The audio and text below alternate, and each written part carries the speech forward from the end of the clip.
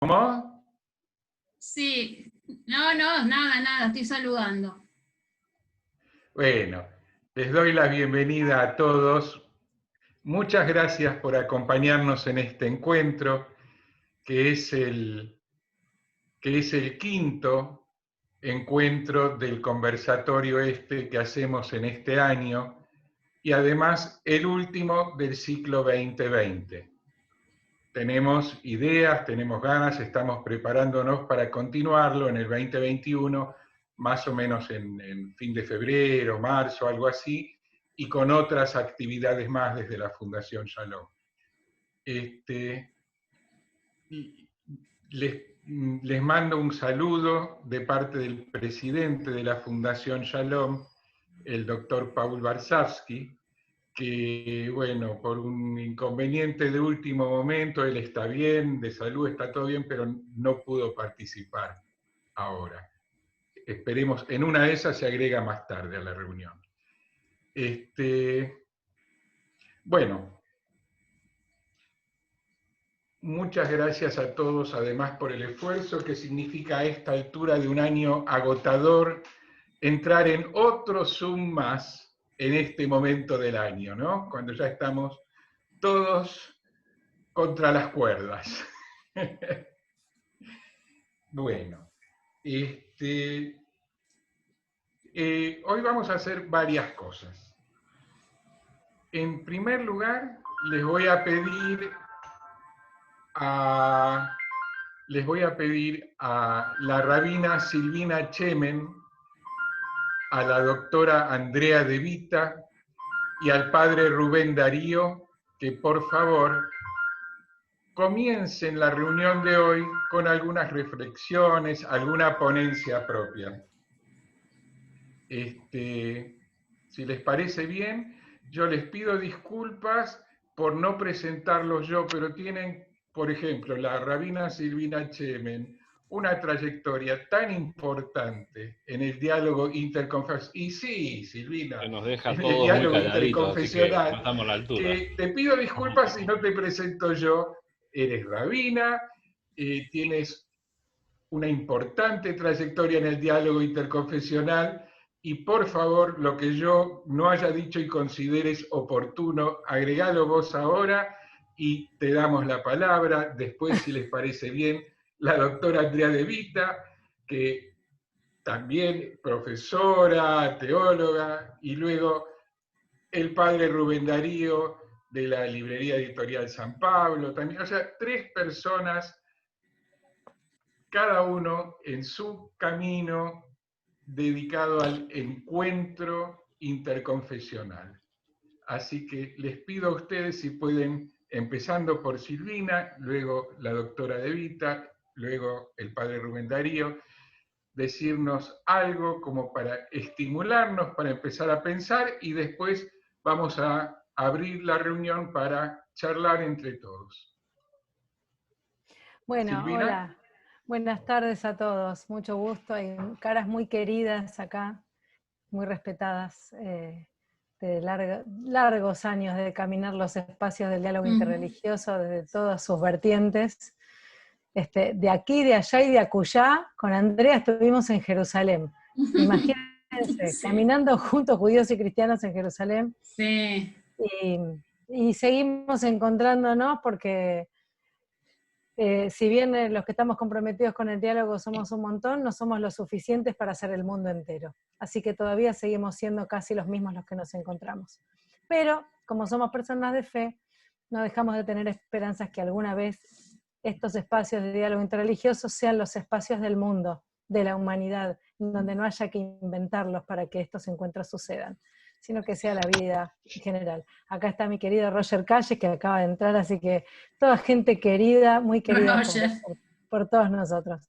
Te debo confesar, Marcelo, que cuando vi la temática casi te discuto. Pero bueno, después dije, tengo que domar mi naturaleza de provocación y tengo que acatar la consigna, que no es una característica mía, no acato consignas, porque de verdad que en un año tan complejo hablar del perdón y volver a a ahondar en el dolor del dolor, de la pérdida, de lo que no está bien, de la vergüenza. Me parece que quizás no es un tema que corone este año de tanto esfuerzo, porque de verdad que si tuvimos que pasar, dirían mis amigos cristianos, por alguna cruz, todos la hemos pasado. Está bien, hemos dado cabales, y si estamos acá, y si seguimos estando en un Zoom en este 16 de diciembre, es porque de verdad le hemos puesto el pecho a la vida. Y me parece que eso tiene que ver con la fe. Tiene que ver con este momento de prueba que lo hemos transitado, porque también hemos decidido no bajar los brazos, nutrirnos de rituales, de palabras, y darle un lugar tan preponderante a la fe que a veces la teníamos en un lugar un poco secundario cuando el frenesí de la vida nos llevaba de aquí para un lado y para el otro, medios a los tumbos, y ahora entendimos que estando con nosotros mismos, los que tenemos fe tenemos un aparato de sostén que nos ha servido para transitar este tiempo. Así que estamos acá y damos gracias por la vida y por la salud, y por habernos sostenido en este momento. Lo primero que quiero decir, porque la verdad es que hablar del perdón en este tiempo a mí me resulta difícil. Sin embargo, quizás mirándolo desde otra perspectiva y habiendo gente que sabe tanto también de judaísmo en este encuentro, y siendo pequeña delante de mis maestros, me gustaría decir algunas reflexiones respecto de lo que significa en la tradición judía el perdón. Quizás lo más revolucionario que tengo para decir es que la palabra perdón no es exactamente lo que los judíos hacemos en el Día del Perdón. Voy de vuelta. El Día del Perdón no es el Día del Perdón. Es una traducción que se ha difundido, pero la palabra Yom Kippur no es el día del perdón, es el día de la expiación, que es diferente a la palabra perdón. Y que entonces en ese sentido, en hebreo, la palabra pecado tampoco es pecado, porque la palabra pecado no existe en hebreo, existe la palabra het, que probablemente venga de la palabra lachtova matará, que quiere decir errar en el blanco. Somos una tradición que concibe la falibilidad de lo humano, porque desde el momento en que decidimos comer del árbol del conocimiento de lo bueno y de lo malo, tenemos conciencia y tenemos la posibilidad de ir por el camino correcto o el camino incorrecto y de sufrir los beneficios de haber elegido bien y las consecuencias de haber elegido mal. Entonces, cuando digo esto, existe la palabra transgresión, existe la palabra error, equivocación, difícilmente exista la palabra pecado, como nosotros que vivimos en un mundo mayoritariamente cristiano lo tenemos totalmente introyectada la palabra, pero tenemos que decir que hay que deconstruir algunos conceptos para entender a dónde quiero ir. No sé si se entiende lo que quiero decir. Desde este punto de vista, para la tradición judía no existe nada así como el pecado original, y el mal, por decirlo de alguna manera, el mal no es un principio místico que se pueda borrar con un rito.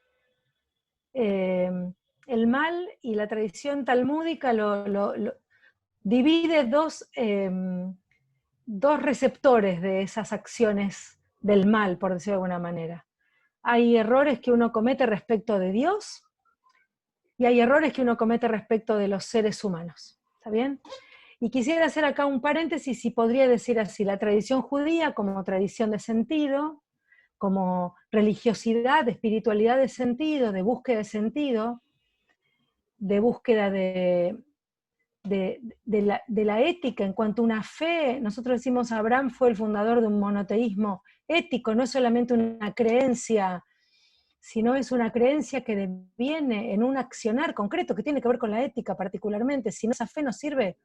Si no, esa fe no es eso, no es a ese Dios al que nosotros invocamos en nuestra plegaria. Sino invocamos a un Dios que nos comanda la actitud correcta, ética, para con el planeta, para con nosotros mismos, para con nuestras familias, para con nuestro prójimo, nuestra sociedad, la construcción de la humanidad. Y los rituales y los calendarios nos recuerdan esa ligación que nosotros tenemos con el compromiso, nuestra responsabilidad como seres humanos. Pero digo, La Mishnah, el tratado, digamos, rabínico más antiguo, por decirlo de alguna manera, explica que hay dos tipos de transgresiones, una que se hacen en contra de Dios, por decirlo de alguna manera, y otras que se hacen en contra de los seres humanos.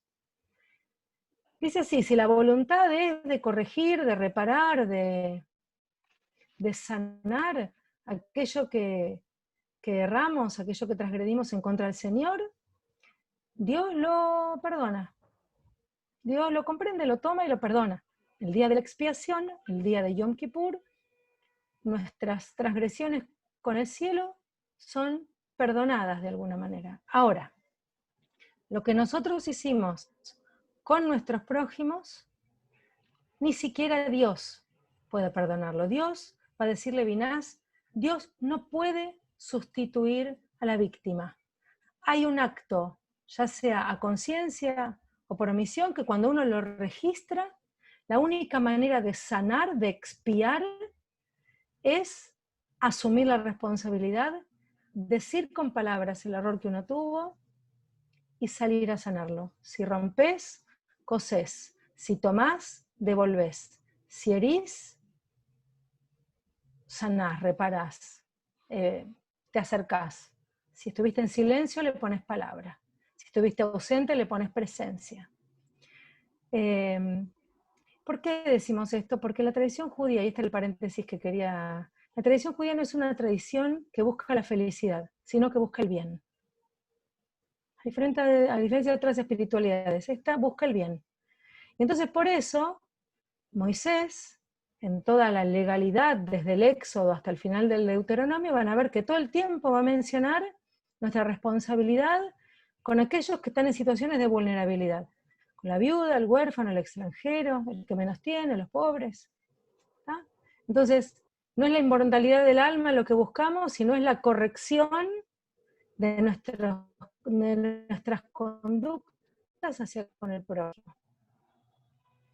Y en ese sentido, por eso, el perdón tendrá que ver cuando nosotros no estamos a la altura del lugar que nuestra preceptiva nos comanda, que es proteger a todos aquellos que están con nosotros, es ocuparnos de devolver la justicia social que nosotros como humanidad hemos quebrado.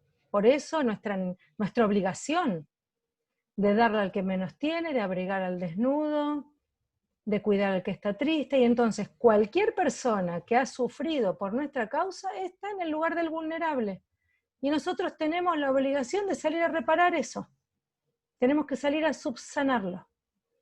En ese sentido, la tradición judía tiene un concepto que se llama Teshuvá, que es todo un proceso que nosotros hacemos.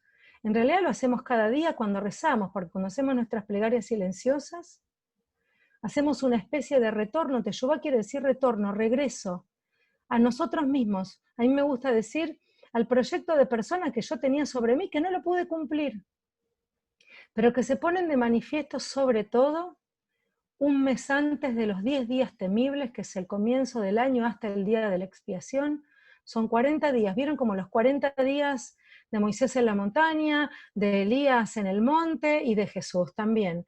40 días que nos ponen y nos conectan con el retorno consciente. ¿Quién nos mira? Dios nos mirará seguramente, pero es nuestra propia conciencia la que se hace cargo de volver ese proyecto que nosotros mismos dejamos ir, por el cual nosotros dañamos, herimos, rompimos, nos llevamos sin permiso, nos ausentamos, avergonzamos, erramos en el blanco. Todos esos días de Teshuvá son días en donde tenemos plegarias especiales y rituales especiales que no lo hacen mágicamente, sino que a nosotros nos conectan con una dimensión particular que hace que nosotros empecemos el año nuevo, el primero del mes de Tishrei, que sería una especie de 1 de enero. Por eso nosotros los que vivimos el calendario gregoriano, en esta época también hacemos balance. Bueno, nosotros los judíos lo vivimos allá por el mes de septiembre.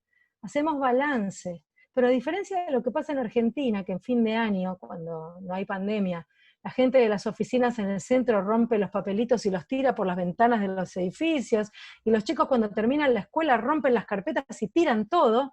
Fin de año para la tradición judía no tira nada. Fin de año la tradición judía no rompe nada, no hay petardo, ni hay borrachera. Lo que hay es agarrar todos los papeles del año, enumerarlos, encarpetarlos, ponerte un espejo delante y volver a leer todo lo que hiciste. Eso se llama Teshuvá. Y solamente podrás empezar un año nuevo si te haces cargo de lo que hiciste el año que pasó. Porque el año nuevo en la tradición judía es el día del juicio. Y ese juicio se cierra el día de la expiación. ¿Y qué hace Dios en los cielos? Dicen nuestros sabios. Está esperando que vos te hagas cargo de lo que vos hiciste. Y está escribiendo simbólicamente en un libro quién vivirá y quién no. Y cuando digo quién no, no es solamente la muerte física del cuerpo. Digo, ¿quién va a tener una vida que valga la pena ser vivida? Esa es la vida para la tradición judía. La muerte viene, porque la biología no es perenne, se termina. Pero las vidas tienen contenido si uno se las hace cargo.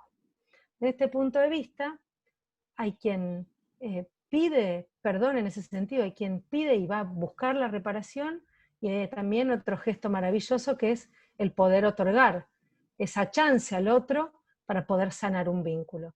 Es todo un ejercicio de conciencia profundo que sucede. Por eso el perdón no es mágico, no viene del cielo, y Dios no puede hacer el trabajo por nosotros. Lo que nosotros hicimos mal, tenemos que poder hacerlo bien. Y entonces los rezos después tendrán sentido. Si no, es un ritual vacío que nos libera la conciencia por un ratito, pero que no nos modifica. Y lo que intentamos los judíos cuando rezamos en la sinagoga en comunidad es salir transformados para vivir la vida real, que no es adentro del santuario, sino que es en la vida misma, en la calle. Yo me quedo acá como para darle la palabra después a mis compañeros y después seguimos charlando.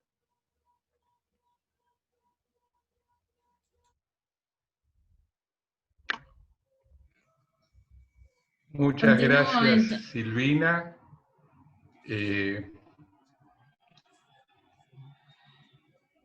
A veces hace falta un poquito de tiempo entre que uno escucha las ideas de alguien y que escucha las ideas de otro alguien, como para que las ideas sedimenten. Ay.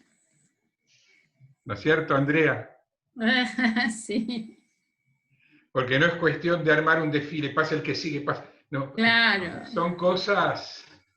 Bueno, pero por eso hemos organizado, gracias a la Fundación Shalom, este conversatorio, es decir, estamos compartiendo y conversando, claro, intercambiando nuestros puntos de vista, pensamientos en voz alta, reflexión teológica. Así es. Y qué suerte, por un lado, que no. Me parece maravilloso que no te guste acatar consignas, Silvina. Te aclaro que en esta ocasión,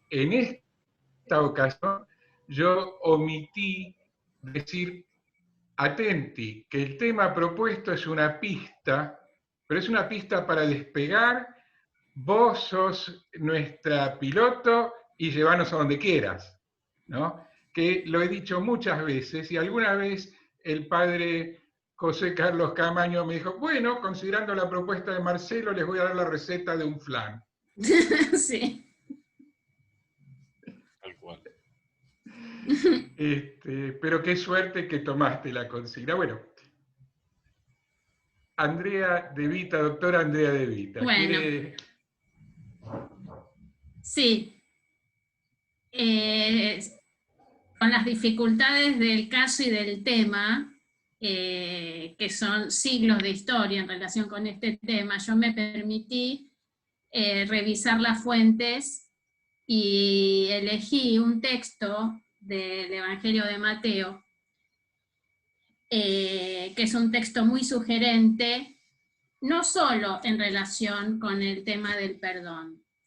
Elegí este texto, que no lo voy a leer completo, voy a hacer referencia a él, solo voy a leer un versículo, que para mí es donde está uno de los nudos centrales, es que nosotros en este trabajo de diálogo entre cristianos y judíos, o diálogo judío-cristiano, tenemos nuestra identidad, etcétera, etcétera, pero estamos todos bajo el abrazo del Espíritu Santo. Esto lo hemos reiterado en muchísimas oportunidades durante estos 5 encuentros. Entonces, el texto que elegí es el texto de Mateo 12. Es un texto, una perícopa que se llama, voy a leer solamente ese verso y el título, siguiendo el texto de la Biblia de Jerusalén, que es Jesús y Beelzebul. Y el texto dice: por eso os digo, todo pecado y blasfemia se perdonará a los hombres, pero la blasfemia contra el Espíritu no será perdonada. Y al que diga una palabra contra el Hijo del Hombre, se le perdonará, pero al que la diga contra el Espíritu Santo, no se le perdonará ni en este mundo ni en el otro. El texto de Mateo, este versículo está inserto en el relato de uno de los tantos milagros que hay en los evangelios. Y ese milagro es la cura del endemoniado, que además de endemoniado estaba ciego y mudo, y que Jesús aparece y sana. Claro, como también aparece en otros textos del Nuevo Testamento, de los Evangelios, Jesús es criticado y hay rumores respecto de esta actitud. Fue y sanó. El endemoniado dejó de tener demonios, pudo hablar porque estaba mudo y pudo ver porque estaba ciego. Pero este milagro, como otros tantos, es un tema importante, pero no es el tema central de este pasaje, sino en realidad la discusión que se da en el texto entre Jesús y los fariseos, ¿no? Y a mí me ha llamado la atención algunas puntuaciones que voy a hacer en relación con el tema que nos convoca hoy, ¿no? ¿Por qué la relación de Jesús con los fariseos? Primero, Jesús sana y salen los fariseos y le dicen príncipe de los demonios, por eso así se llama este relato. Es como decirle, sos un sanador, sos herético, digamos, lo tuyo no tiene valor, hay una descalificación respecto de este milagro. Sos un curandero. ¿De parte de quién? A mí ahí es donde me parece que la pregunta, el texto empieza a tomar una relevancia.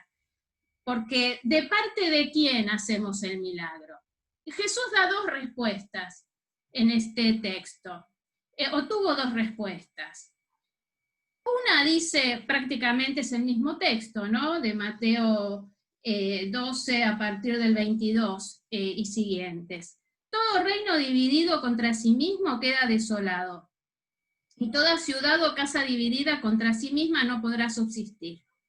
Primera respuesta. Segunda respuesta de Jesús.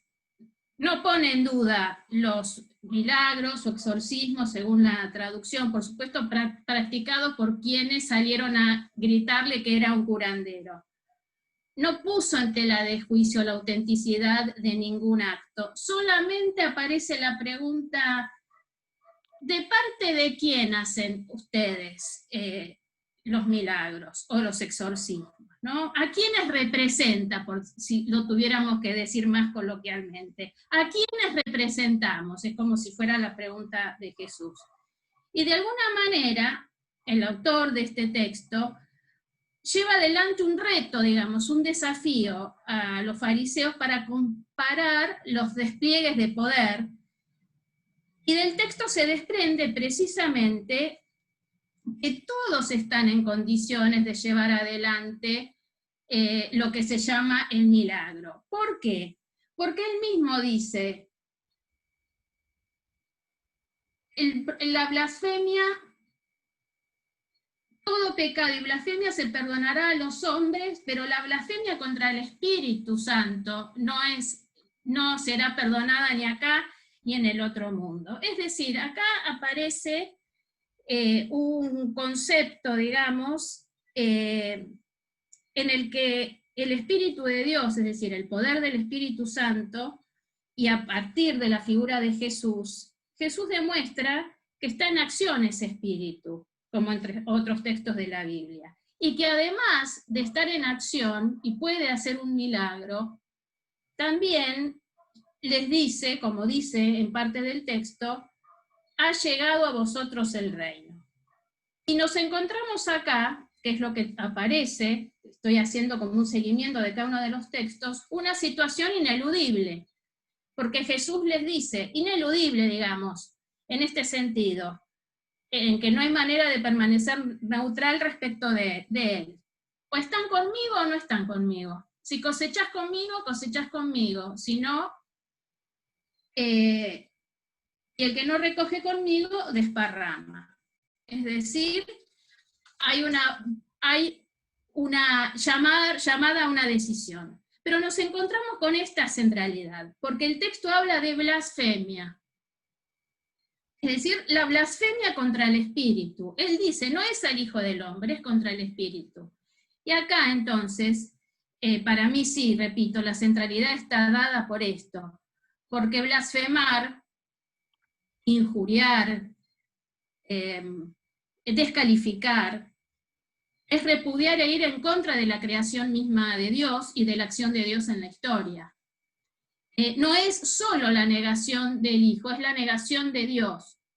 Entonces, por eso me parece central que blasfemar o repudiar o injuriar u otros adjetivos o sinónimos que se pudieran encontrar en relación con esto, tiene que ver con la negación de Dios mismo y su acción en la historia. Si no, digamos, resulta imposible reconocer precisamente la palabra de Dios y su obra.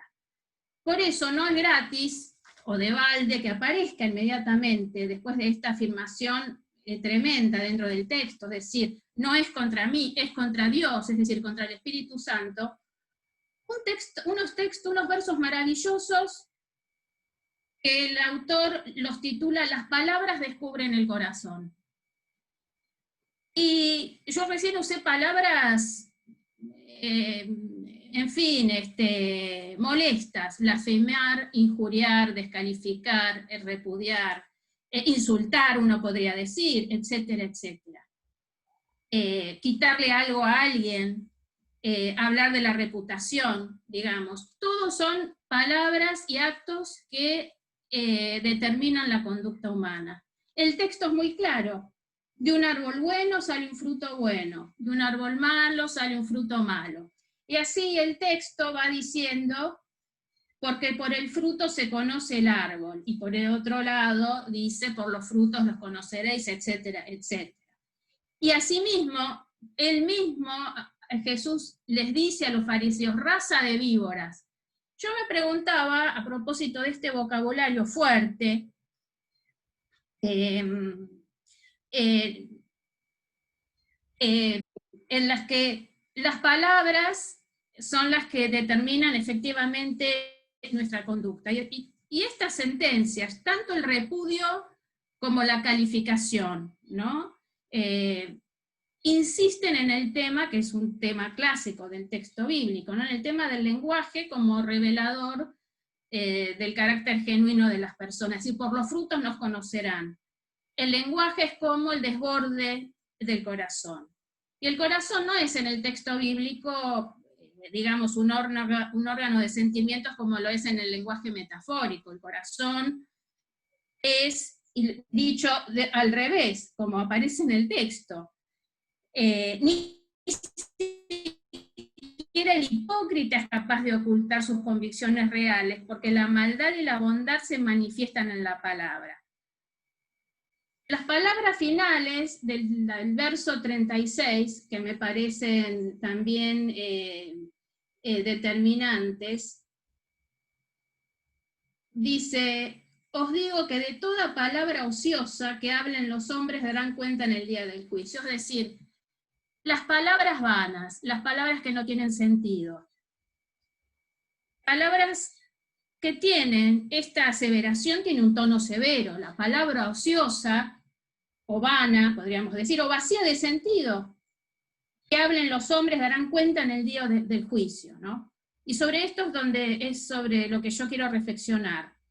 Es decir, las palabras pronunciadas sin fundamento, las palabras que se dicen y que no tienen sentido, las palabras que no se cumplen, que no se sostiene, las promesas que se dicen pero que encuentran un lugar en el vacío. ¿A quién le hablo? ¿Cómo le hablo? ¿Qué palabra utilizo? Normalmente vamos a encontrar en el lenguaje cotidiano que hay más, no voy a usar la palabra blasfemia, pero hay tanta descalificación, tan poco respeto en el trato cotidiano, no solo individual, sino comunitario. Entonces digo, por los frutos los conoceréis. Y la palabra pronunciada, y el texto bíblico es el texto bíblico, la palabra no como enunciado, sino como principio de acción. Porque todos muy bien sabemos, tanto cristianos como judíos, que en el principio era el verbo, o si no, en el principio los dijo, Bereshit bara Elohim, o Juan, en Jertejo logos, en el principio la palabra, es decir, que nosotros somos lenguaje y transmitimos con la palabra. Entonces podemos blasfemar, podemos repudiar, podemos elogiar y agradecer, pero la palabra es el vehículo a partir de lo cual nos enunciamos como personas, ¿no? Porque en definitiva, como dice el texto, de lo que rebosa el corazón habla la boca. Una última cosa más respecto del tema del perdón. Está de más decir, ya también lo mencionó Silvina, el tema del perdón atraviesan los textos bíblicos de muchas maneras y a partir de distintos usos, digamos. No hay un término hebreo o griego que se aplique a esa palabra. En este caso, digamos, el perdón puede aparecer, o los vocablos específicos tienen que ver con liberación, con soltar o con redimir. En este caso, del texto que yo leí, que la blasfemia no es al Hijo del Hombre, sino al Espíritu Santo, se usa la palabra perdón, en el sentido de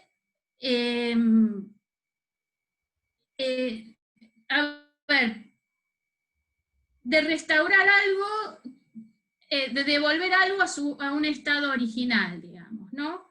Y este es el punto culminante del Evangelio, no solo de este texto, ¿no? Que es el perdón que viene en nombre de Dios. Y ese perdón que viene en nombre de Dios necesariamente implica y exige no solo una nueva vida, exige una nueva vida y una nueva vida en comunidad. Por eso hago referencia al uso de las palabras, pero ya no como enunciativo. Es decir, que lo que aparece en este Evangelio, en los sinópticos y en Pablo, y voy a decir alguna reflexión respecto de Lutero, ya que me toca el palo protestante, digamos, de donde vengo, es el poder del perdón es conversión y reconocimiento. Pablo diría reconciliación, ¿no? Es decir, es la posibilidad de una humanidad nueva. Es una nueva realización. Es una opción, pero el texto se encarga muy bien, este y otros textos, se encarga muy bien de decir que no es una opción de la coyuntura, no es una opción temporal, es una opción de modo permanente. ¿Dónde se lleva a cabo esta acción? Y precisamente es en el espacio común donado por Dios a nosotros, ¿no? Entonces, allí se me ocurre entonces otras palabras gastadas, de las que tenemos tantas. Me preguntaba entonces, si tengo en cuenta este texto que leí y otros en relación, y otras parábolas, y no solo las parábolas, sino algunos textos de Pablo, ¿qué querrá decir ponerse en el lugar del otro? Porque claro, ya sabemos que es una frase desgastada, maltratada, mal usada, es como se dice el hashtag, es que un título, me voy a poner en el lugar del otro, ¿no? Y me preguntaba qué tiene que ver esto con el perdón.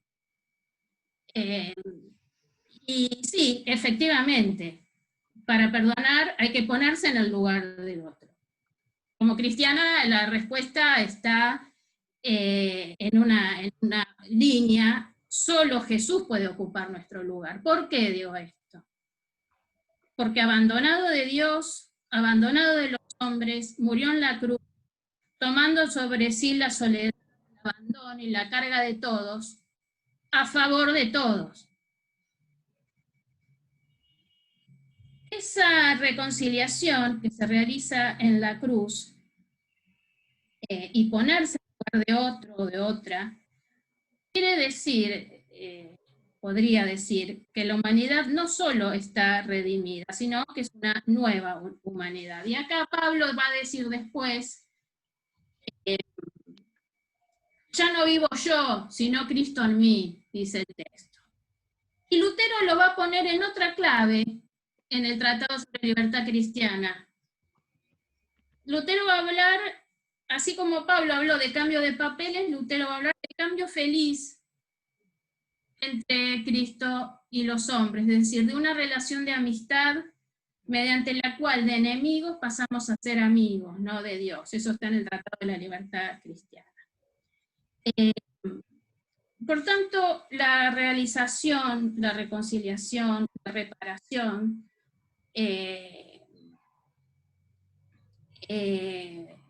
no tanto en la justificación del individuo de modo personal, sino en la convivencia concreta dentro de una comunidad, que es la de todos, está amparada por el Espíritu Santo, ¿no?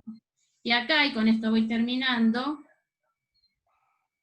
vemos este texto y otros, ¿no? Un impulso renovador, fermentador del mensaje. ¿Por qué? Porque no estamos llamados solamente, estamos, mejor dicho, llamados a colaborar con Dios y formar parte de esa obra. En este sentido también traigo a colación palabras de Lutero, en el del mismo tratado: uno se hace Cristo para el otro. Y a mí me parece que Lutero define perfectamente esta frase malgastada, que es muy importante, pero bueno, bastardeada, podría decir, cuando Lutero dice uno se hace Cristo para el otro, ¿no? Entonces, ser colaboradores del acto salvífico de Dios en la historia y comprometerse con ello, contribuirá, que a mí por lo menos es parte de tantas preocupaciones, debería contribuir decisivamente a recobrar la credibilidad ampliamente perdida del mensaje de nuestros textos fundantes, ¿no?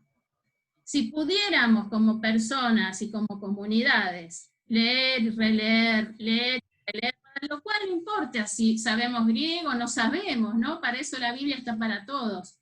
Pero la pérdida de credibilidad, Silvina decía algo muy importante: siempre estamos los mismos en el mismo camino, se van sumando, pero se necesita generar mayor credibilidad en nuestros textos fundantes. Y vos, Marcelo, de las tantas veces que hablamos, decís, bueno, basta las fuentes.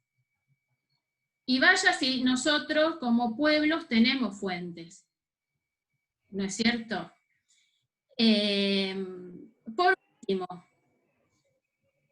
me acordaba cuando pensaba en el perdón, en una vieja película que todos habremos visto, y salto en ese límite impreciso entre lo sagrado y lo profano, salto lo profano y recuerdo la película Historia de Amor, Love Story, que era una película hermosísima, en donde esa película, además de los actores, la música, etcétera, etcétera, largó una frase que quedó en nuestra, bueno, que todos o que muchos no olvidamos.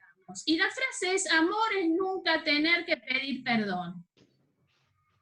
Y también esa frase, que no está, que sale de esa película a propósito de una situación de angustia, también me hizo pensar, me trajo el recuerdo una situación que sí compartí con ustedes, pero es necesario volverlo a decir, una situación de perdón impactante, porque a veces parece que en esta etapa que nos toca vivir, la civilización los perdones no llegan. Parece que pasaron hace 50 años, o 200, o 500, o van a pasar dentro de otros 300 y no vamos a estar. Cuando se conmemoró la última noche de los cristales rotos, el 8 de noviembre, el sínodo de la Iglesia Protestante Holandesa salió a pedir perdón a través de un comunicado en la sinagoga Rav Aaron Schuster de Ámsterdam, por su carencia de valor y por haber promocionado el Holocausto.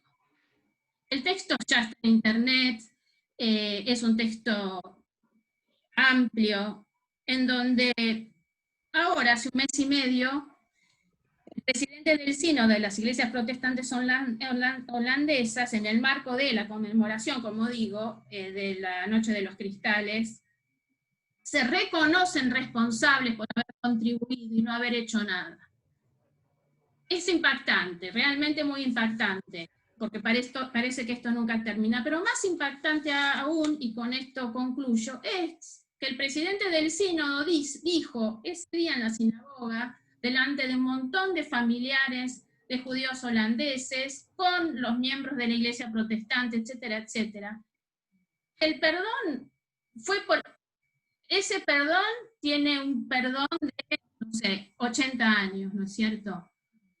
Pero dice, nuestra responsabilidad es hoy, es el presente, para tratar de que esto no ocurra. Es decir, no tener que pedir perdón cada 10, 20, 30, 40, 200, 500 años permanentemente. Y a mí eso me impactó, lo compartí con algunos de los amigos que estamos acá presentes, porque me hizo bien como protestante, en primer lugar. Me hizo bien porque el perdón llega. Y me hizo bien también porque a veces los comunicados son estas cosas de lo políticamente correcto. Sin embargo, una frase del comunicado fue, precisamente, somos responsables hoy. Lo fuimos ayer. Somos responsables hoy de que los chicos, las familias, los jóvenes, las futuras generaciones no vuelvan a transitar por la misma desgracia por la que se ha transitado. Bueno, dejo acá y muchísimas gracias por la atención.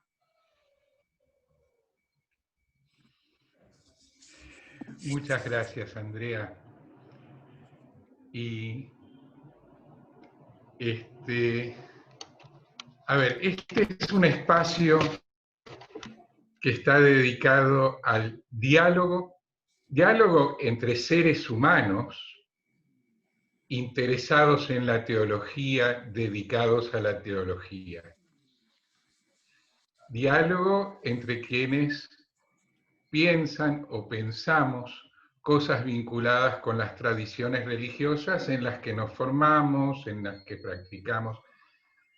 ¿Qué quiere decir diálogo? Quiere decir, en este caso, perdón si defino algo, definir es recortar y dejar cosas afuera. Pero diálogo, para mí por lo menos, es que está buenísimo que podamos ver las diferencias en el pensamiento, así como también las coincidencias. Porque no se trata de que todos pensamos, no somos todos seres humanos genéricamente buenos, porque todas las religiones en el fondo son genéricamente buenas e iguales y ya. Hay diferencias y hay que celebrarlas, porque podemos aprender unos de otros. Nadie nos dice qué aprender. Podemos, como una abeja, libar flores de diferentes colores, de diferentes campos, para nutrir nuestras propias generaciones futuras con lo que libemos. Podemos aprender unos de otros en el encuentro, en el diálogo. Bueno, perdón si agregué una palabra a eso, pero me pareció tan interesante y tan fuerte la diferencia entre una exposición y otra, los supuestos diferentes y al mismo tiempo mucho en común. Le quiero pedir al padre Rubén Darío si ahora puede contarnos algo, decirnos algo, como para luego dar la palabra a los demás integrantes de este conversatorio para escucharnos unos a otros y aprender unos de otros. Eso. Padre Rubén Darío. Muchas gracias, Marcelo. Bienvenido a todos. Saludos especialmente a Silvina, Andrea, eminencias para mí en este momento, así que me siento como un poroto al lado de gente tan letrada, como se dice, y lo mío es compartir una experiencia y compartir algunos datos que me nacen también de la realidad. Si entre dos exposiciones diferentes te mereció esa reflexión, Marcelo, diálogo, yo pienso que después de esta exposición puede ser un triálogo, porque puede ser que las exposiciones sean tan diferentes que haya que sumar una tercera opinión más y después cuántas más como personas somos. Pero tengo que confesarte algunas cosas. Cuando hablamos la posibilidad de que sea el perdón desde el punto de vista teológico, no es que tengo rechazo a lo teológico, pero pensé que era teórico y le escapo un poco a eso porque pienso que de palabras están llenas, a veces hasta las mismas bibliotecas, y si bien uno siempre aprende y hoy aprendí. También tengo que confesar que cuando escuché a Silvina que habló del Yom Kippur y me hizo un clic en la cabeza, que después ya lo dijo, Yom Kippur se celebra, es una semana antes de Año Nuevo, ¿no? Para la tradición judía. Y termina con el Rosh Hashanah. Está así, Silvina, ¿no? Es al revés. Al revés, mamá mía. Tienes razón. Empieza año nuevo y termina con el día de la expiación. El 10º día de comenzar el año. Perfecto. Bueno, pero están relacionados con el fin de año.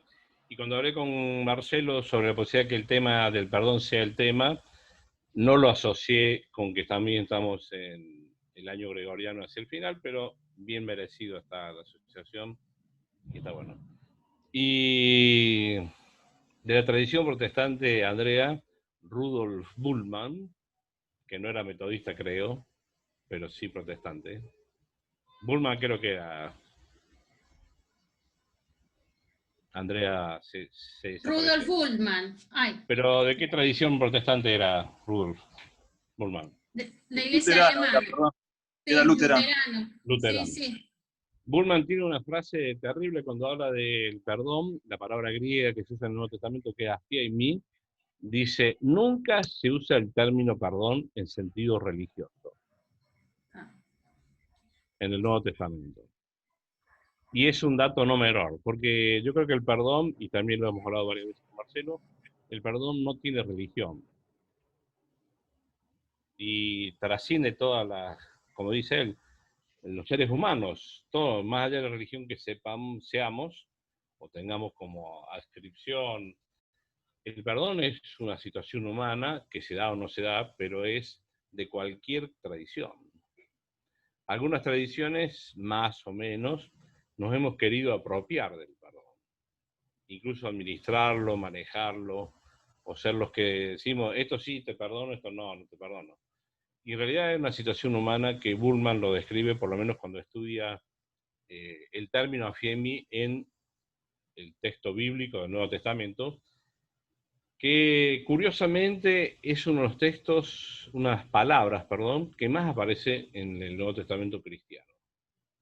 Hay referencias por lo menos 150 veces en la palabra original o matices, en un pequeño espacio de libros, que no son tantos, si uno los ve comparados con la Torá o con otras tradiciones, 150 veces en tan poca cantidad de tiempo, porque voy a hablar de tiempo también. En realidad el Nuevo Testamento y especialmente los Evangelios le dan una cabida, un espacio muy grande. Y en el mensaje de Jesús, seamos creyentes o no en este Jesús, está en el centro porque cuando Él enseña el Padre Nuestro, el perdón aparece allí y se supone que nosotros los que creemos en esta tradición y aceptamos seguirla, resulta ser que rezamos el Padre Nuestro todos los días, y el perdón está todos los días en esa oración. Y para quienes incluso hacemos recuerdo de la Cena del Señor, la memoria de la Eucaristía, como se le diga, está también allí. Dice, este es el cáliz para el perdón de los pecados. El perdón está en el centro. ¿Y a qué se refiere? ¿Por qué tanto el perdón allí? Jesús le enseñó a sus discípulos, perdonen, si perdonan van a ser perdonados. En fin, está permanentemente presente. Y un estudio con el cual se puede abordar el tema del perdón es con la cibernética. Una idea que tiene que ver la cibernética con la tecnología, con lo que significa hoy cibernética y el perdón. Y resulta ser que sí, el perdón, o también se le llama en algunos momentos la psicosíntesis, antes de empezar un nuevo proceso, uno tiene que hacer una especie de restauración. Incluso ustedes saben que las computadoras se reinician después de instalar un nuevo programa, una aplicación, algo así, porque hay que compensar las cosas de tal manera que vuelvan a cuadrar. Y eso, esa psicosíntesis, en el caso de la cibernética humana social, está vinculado con el perdón. Afiaimi en griego, no sé la palabra Kippur, decía Silvina, que no es perdón exactamente, expiación, pero afiemi es, como dijo bien, soltar, dejar ir. Es casi como abandonar. Y si fuese así, y creo que es así, Dios no puede perdonar. No tiene nada que perdonar.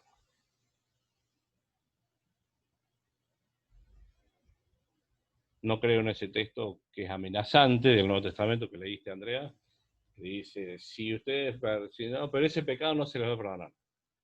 Desconfío con serenidad. Por la duda no me perdonen y quede fuera, pero no creo que uno tenga que pensar que Dios tiene ese poder de no perdonar. Me parece un poco tonto o ridículo, pero tendrá sus razones, que obviamente declaro mi ignorancia y debo ubicarme. El perdón es soltar, dejar. ¿Y por qué fue predicado tantas veces en ese tiempo, que nosotros decimos Nuevo Testamento, siglo I de esta era, el siglo cero, digamos, que va hasta el inicio del 100? ¿Por qué aparece tantas veces? Es una pregunta que podemos hacernos con seriedad, desde el punto de vista del estudio. Porque estaba por empezar una nueva era, una nueva época. Se cayó el templo, hubo la destrucción de Jerusalén, después en el 130, 170 ya no queda nada. Y yo creo que la invocación al perdón, o el llamamiento al perdón, es justamente abandonemos, dejemos cosas que ya tienen que ser superadas. No sigamos con nuestros lastres, porque viene una nueva época, viene un nuevo tiempo. Y creo que en ese sentido está muy bien decir hoy y hablar hoy del perdón, más allá que hoy es 16 de diciembre y estemos cerca del año gregoriano, al fin de año. Sino, este tiempo, nosotros creo que los humanos de esta generación debemos dejar cosas. Yo concuerdo mucho con vos, Marcelo, cuando hablamos de abandonar cosas del pasado y rencores que ni fueron nuestros, ni tienen por qué uno traerlos. Pero en el caso que los tengas en tu mente, en tu corazón y lo arrastres, déjalo. Es tiempo de dejarlo porque estamos apareciendo una nueva humanidad y ustedes y yo y todos creo que lo vemos y necesitamos entrar más limpios, más purificados, más liberados. No podemos seguir con estos lastres del pasado que solamente son cargas que nos impiden avanzar. Soltar o perdonar, como uno quiera verlo, es un acto de liberación, claro. Es una expiación, obviamente, porque me siento más libre, más despojado, más abierto a recibir lo nuevo que está por venir. Ese es mi primer acercamiento, Marcelo, a este diálogo.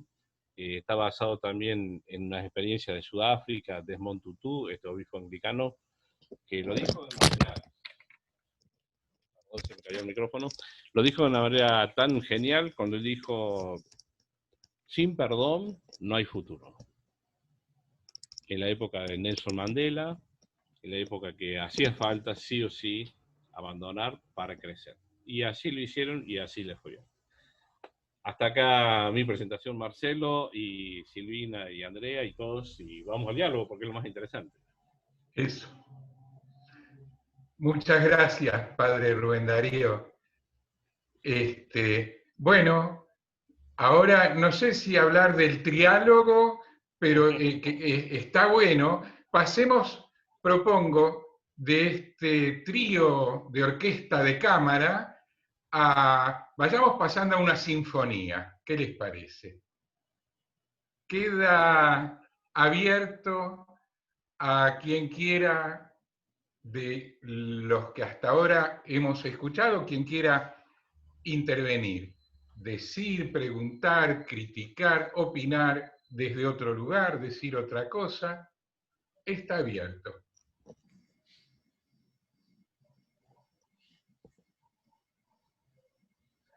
A ver. Sí, a mí me gustaría escuchar un poquito más a Silvina. Sí, la verdad que de corazón, me encanta desde hace tiempo todo lo que decís.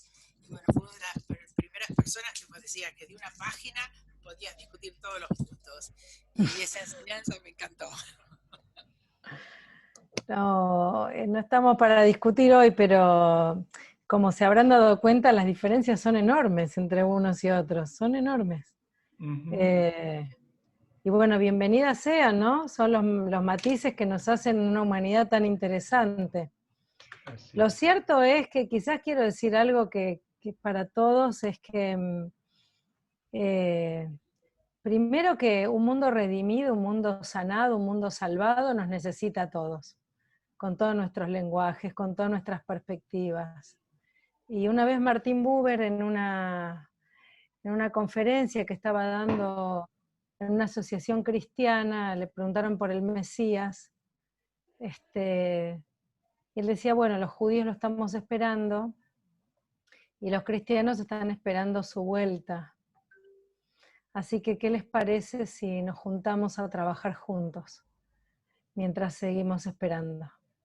¿No? Y yo agrego que cuando vuelva le vamos a preguntar, ¿es la primera vez que estás por acá? Obvio. Si es la segunda, entonces, bueno, alguno le tendrá que decir al otro, pero mientras tanto lo único que nos queda hacer es trabajar. ¿Qué otro milagro vas a hacer? Es trabajar juntos, porque de verdad que los milagros, y estamos hoy en la festividad de Hanukkah, si quieren digo algo más con esto, ¿no? Porque la festividad de Hanukkah, que están, bueno, yo sé que van a hablar en un ratito de esto, pero que están como, perdonen, está sonando algo acá, que es tan folclórica porque es muy lindo el candelabro con las velitas y qué sé yo, digamos, no quiero restarle profundidad a esta festividad, pero en la época griega, tengo un hijo que me está buscando, disculpen, en la época griega el templo de Jerusalén fue profanado, el padre Rubén hablaba de esto, ¿no? De la profanación del templo, después fue la destrucción del templo, pero fue profanado y un grupo de valientes se metió en el dolor, en la oscuridad, en la desazón, en la impotencia de un pueblo que pensó que el templo, que era la morada divina, había sido cooptado por otros que lo ensuciaron, lo mancharon, y se animaron a caminar esos pasillos oscuros de ese edificio profanado, corrompido, vejado, violado, y fue ahí que sucedió el milagro.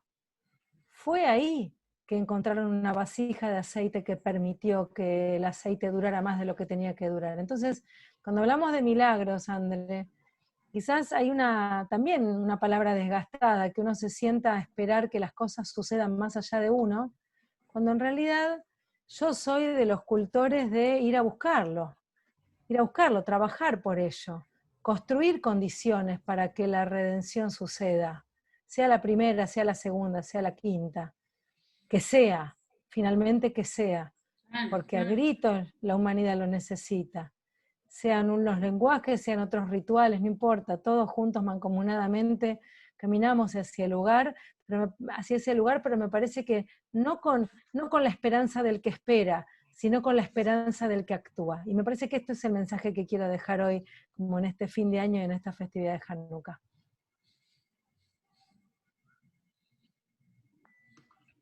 Gracias, Rabina.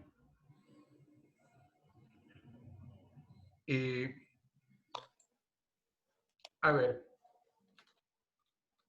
ha sido interesante, pero la verdad es que nos corre un poco el reloj y yo creo que Yoel Benarié preparó algo para decirnos.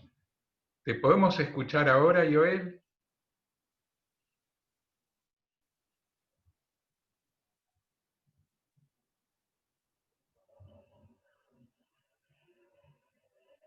Bueno, como hemos quedado, quiero hacer algunas comparaciones entre la fiesta de Hanukkah y la Navidad. Que son correlaciones que los contenidos no lo vamos a ver acá, sino que en el minuto que me diste los voy a alargar así como la correlación que hay entre estas dos celebraciones. Algunos puntitos. Hanukkah es la fiesta de las luminarias. Existe el milagro, como la reina Silvina nos explicó recién, de que ocurrió el milagro de la luz. Jesús a su vez se define, cuando nace, el 25 de diciembre, como la luz del mundo. Así que en las dos, en la misma época de Kislev, nacen, hay dos luces que se revelan milagrosamente. Después tenemos el templo. Existe la restauración del templo de Jerusalén, y Jesús habla, el Nuevo Testamento habla de Jesús como el templo, de Jesús como el templo, como templo, ¿no? Más bien la fiesta de Hanukkah la celebran durante 8 días. Y el número 8 en el catolicismo también es el número más importante, el día octavo, el domingo. Eso está en el catecismo de la Iglesia Católica, no puede confirmarles, en varios lugares. Está también, esta fecha es la lucha contra la idolatría. Los judíos lucharon contra la idolatría griega y liberaron el templo, y el cristianismo también es la liberación de los gentiles de la idolatría gentil que había hasta ese momento. Bueno, otra cosa es el número 25. En el judaísmo es muy importante el número 25, el O, ¿no? No entremos, tienen cuestiones místicas, y también el 25 de diciembre también el nacimiento de Jesús. Otra cosa quiero recordar, que es interesante para los judíos y para los cristianos, de que la fiesta de Hanukkah, la celebración de la fiesta de Hanukkah, aparece por primera vez en el Nuevo Testamento.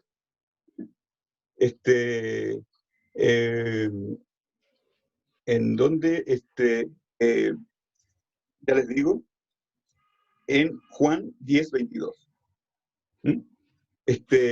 Se habla de la fiesta de la celebración, pero es Hanukkah.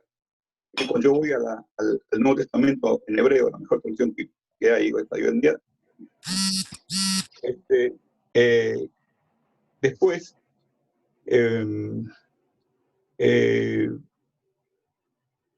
bueno, ya les dije de que en los libros de los Macabeos, el libro de los Macabeos no forma parte del canon judío, ¿verdad? Judía, pero sí forma parte del canon católico y cristiano en general. Los católicos tienen 2 libros, creo que los ortodoxos tienen 4 libros. Perdón, de los Macabeos. Bueno, hasta acá, me pasé del minuto, ¿verdad? Pero yo quería, ya que estamos, ya explicamos las estaciones, el padre Darío habló de una nueva época que comienza con Jesús. El judaísmo, en la época esa, del siglo I más o menos, comienzan lo que se llaman los 2000 años de los días del Mesías. El judaísmo divide de la salida de Adán del paraíso hasta el fin de los días, hasta la nueva creación, o los cielos nuevos, la tierra nueva, son 6.000 años, 2.000 años de caos, hasta Abraham, desde Abraham hasta la época que comienza la era común, son 2.000 años, y que son los años de la ley, los días de la ley, los 2.000 años de la ley, y a partir de ahí, sin que la ley deja de ser, de ser anulada, ¿verdad? Continúa con el judaísmo, comienzan los 2.000 años de los... acá tenemos otra, más con respecto a, quisiera hacer algunas observaciones, desmistificar un poco el tema de los fariseos, que Andrea, recordaste que son llamados hipócritas o raza de víboras, pero no nos olvidemos también de que en la tradición, en el Talmud, se habla de 7 tipos de fariseos negativos, de los cuales 5 son hipócritas.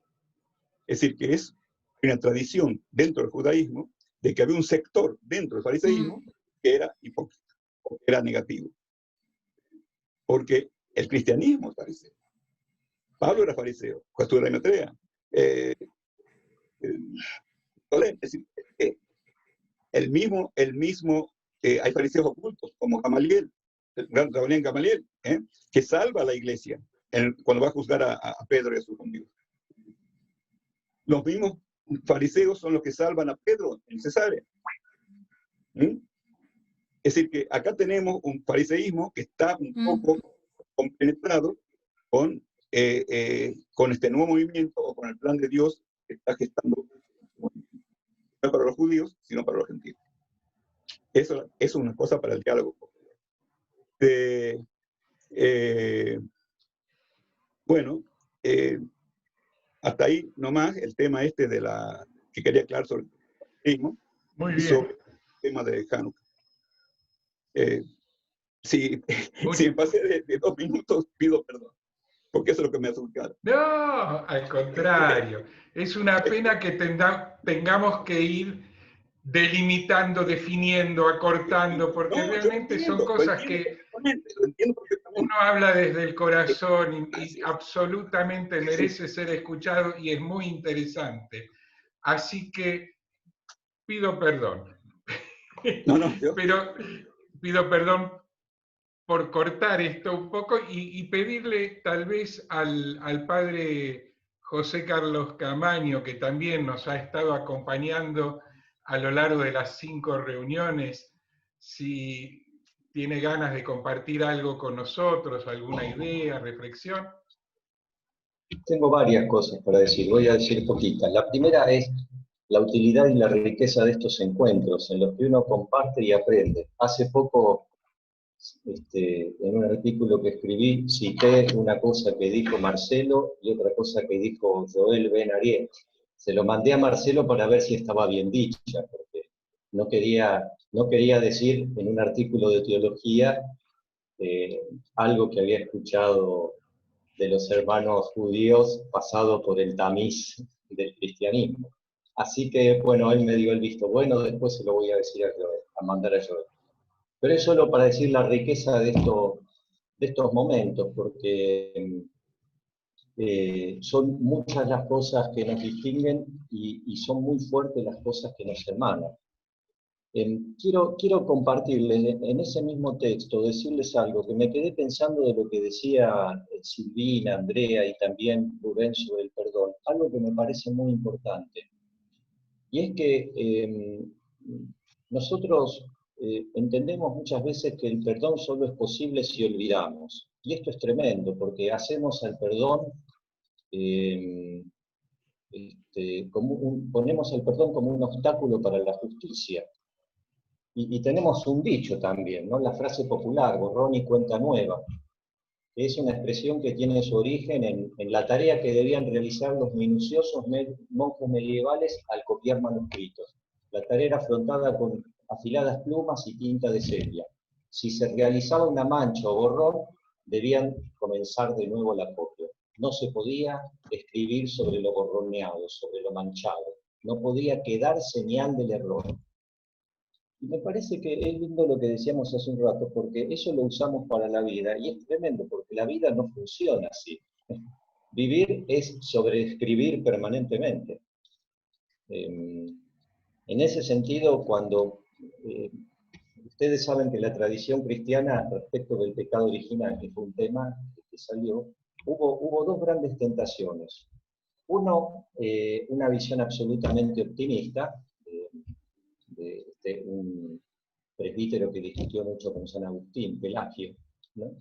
Que tenía una visión absolutamente positiva de la naturaleza humana y de la libertad.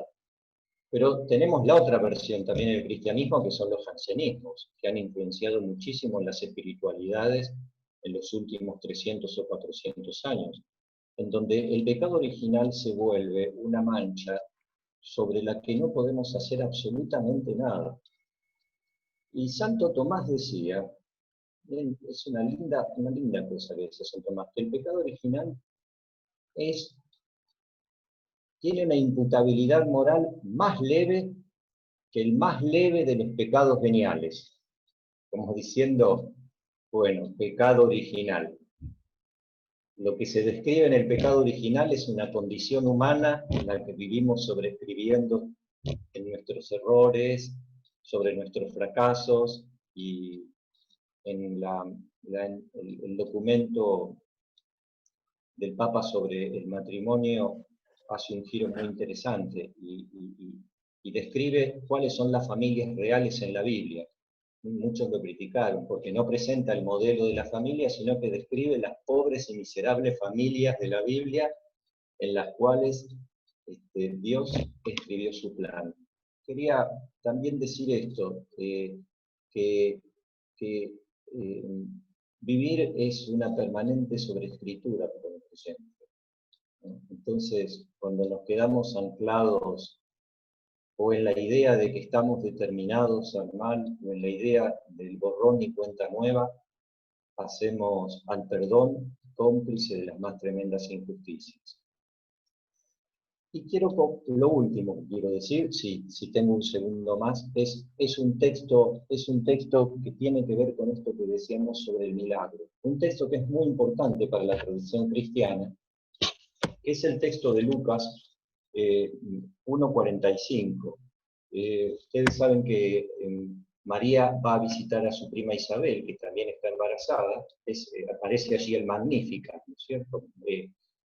Isabel se sorprende de la visita de su pariente y le dice, la madre de mi Señor viene a visitarme.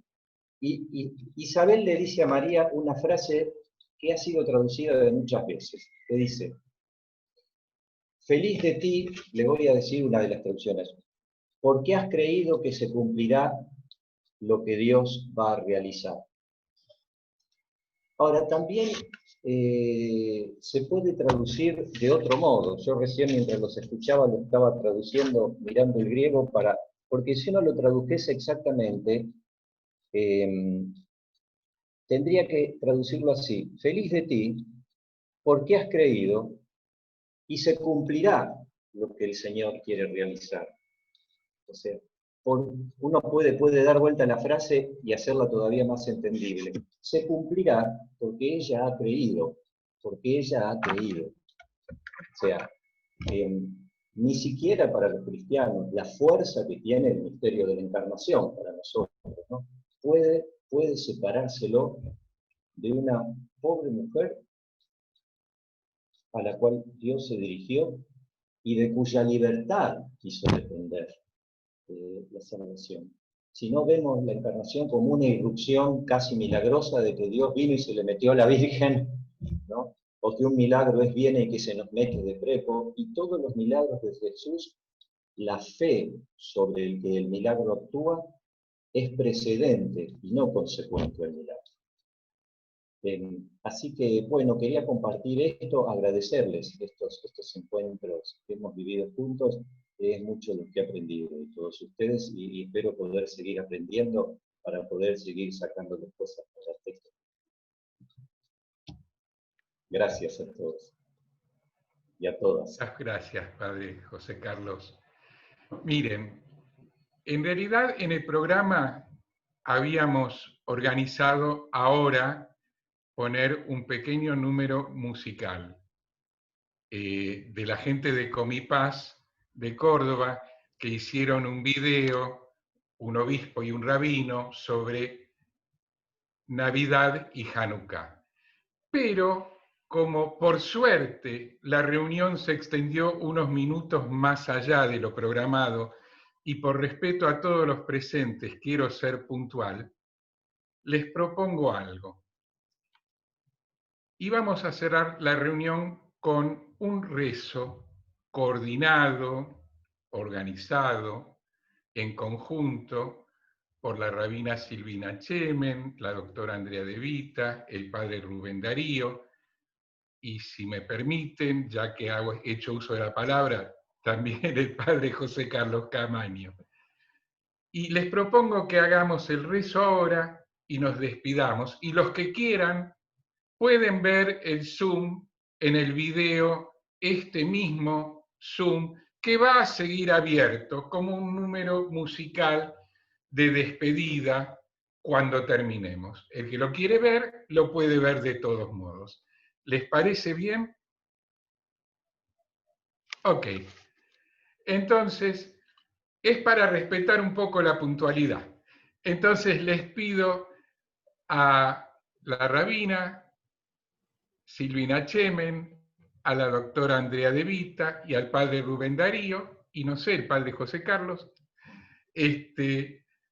si quieren guiarnos en una oración que podamos rezar juntos para despedirnos, para dar cierre a este año y a esta actividad de la Fundación Shalom, que con esto, este año, damos por cerradas las actividades. Muchas gracias a todos y especialmente a la gente dedicada a guiarnos ahora en la oración. Gracias por hacerlo. Les doy la palabra. Pensé que sería bueno escuchar las palabras de la bendición sacerdotal que compartimos judíos y cristianos. Y la voy a cantar en hebreo, como está escrita en el texto bíblico. Qué bueno, nos adherimos. Vamos, la decimos todos. Yo la voy a decir en hebreo, pero créanme que es lo mismo que se dice en español. יברכך אדוני וישמרך,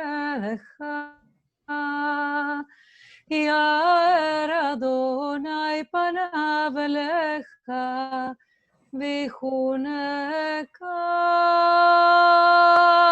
יישא אדוני פניו אליך ויעשם לך שלום.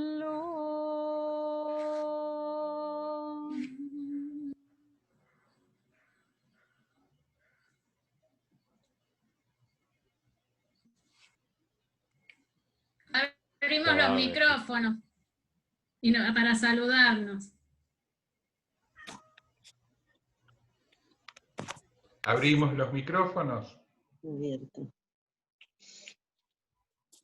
Muchísimas gracias, nosotros queremos agradecerle, no pudimos estar en otros encuentros, pero bueno, realmente conocemos a muchos de los que están acá presentes y realmente es un momento de paz, un momento de remanso y sobre todo hablando del perdón, que creo que hay un dicho popular, ¿sí?, que es errar es humano, perdonar es divino, ¿no?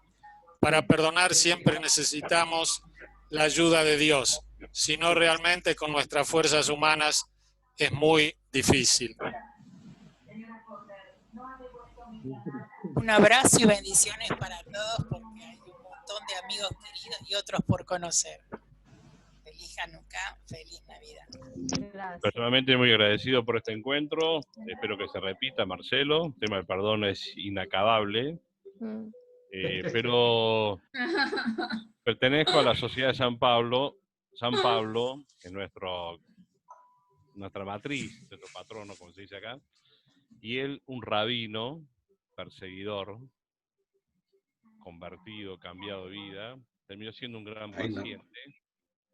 Me gusta decir de él su oración que dice: el amor es paciente, el amor es compasivo, espera todo, por todo. Esos son mis deseos también para todos y muchísimas gracias de corazón. Saludos. Feliz año para todos, feliz Navidad. Sí, feliz Navidad. Síganse Muchas cuidando felicidades. mucho, les pedimos Muchas por favor. felicidades. Felicidades a todos. Gracias.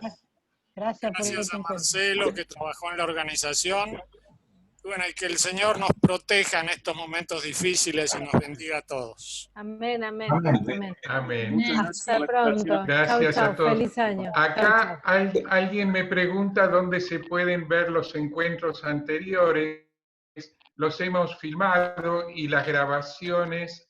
Si van a la página de Fundación Shalom o la vía por la que llegaron acá, pidan por WhatsApp y mandamos el link para verlos.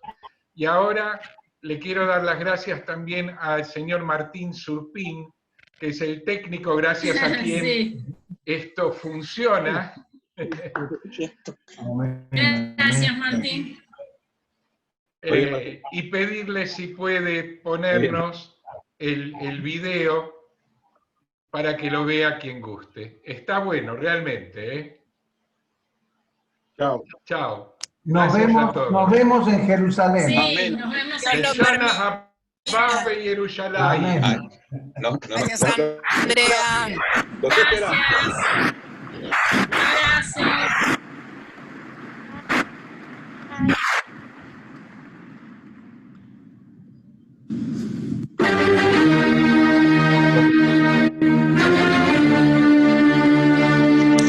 ¿Cómo es que está, Monseñor, es Navidad? Pues todo le envió usted, David, es Hanukkah. Tiene razón, usted también. Vamos a festejar.